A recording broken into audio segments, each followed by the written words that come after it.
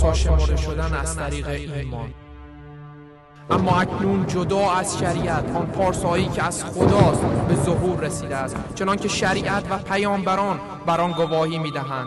این پارسایی که از خداست از راه ایمان به عیسی مسیح است و نصیب همه کسانی می‌شود که ایمان می‌آورند. در این باره هیچ تفاوتی نیست، زیرا همه گناه کردند و از جلال خدا کوتاه می‌آیند، اما به فیض او و به واسطه آن بهای رهایی که در مسیح عیسی است به رایگان پارسا شمرده می‌شوند. خدا او را چون کفاره گناهان عرضه داشت، کفاره‌ای که توسط خون او و از راه ایمان حاصل می‌شود. او این را برای نشان عدالت خود انجام داد، زیرا در تحمل الهی خیش از گناهانی که پیشتر صورت گرفته بود چشم پوشیده بود.